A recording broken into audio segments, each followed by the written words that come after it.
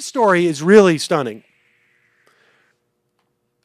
There was a piece in anticipation of the Brennan hearings today, Thursday, in the New York Times that was reporting on John Brennan's development of or extension of the drone program. Now,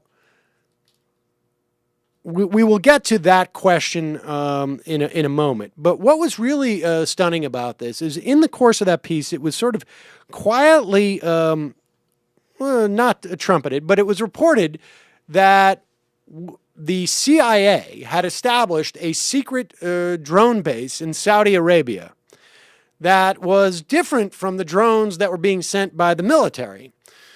This drone base was essentially the launching pad for attacks in Yemen.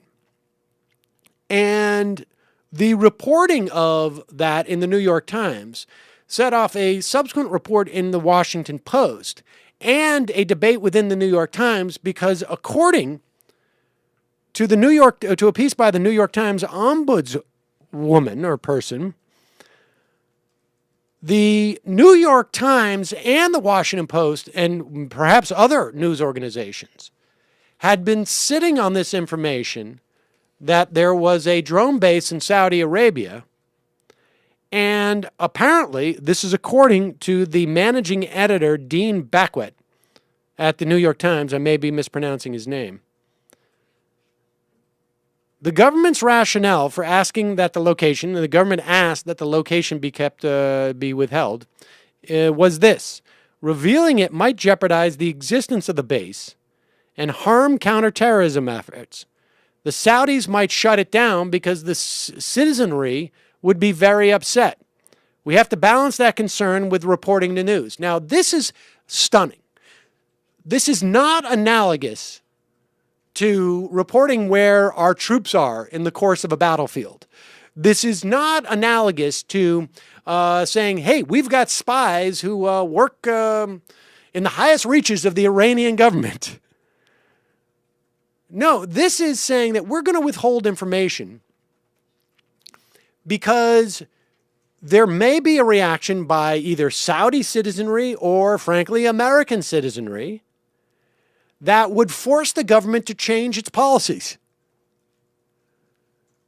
Now, I don't know what the point of the news, of the media for reporting on government is, if not to inform the citizenry so that they can have full disclosure about what their government is doing and be able to react to it. I mean, this could be the same justification for saying, like, for instance, well, the reason why we never reported that there was no evidence of weapons of mass destruction in Iraq was because that would cause the citizenry to say, hey, we don't believe there's justification to go to war.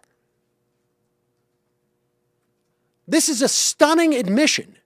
And the very fact that the New York Times now feel that it's okay for them to report it suggests that this is not a question of national security, or that it's not one that rises to the point for them to reporting him. I mean, this is just unbelievable. What they should be coming out and saying is, we made a mistake.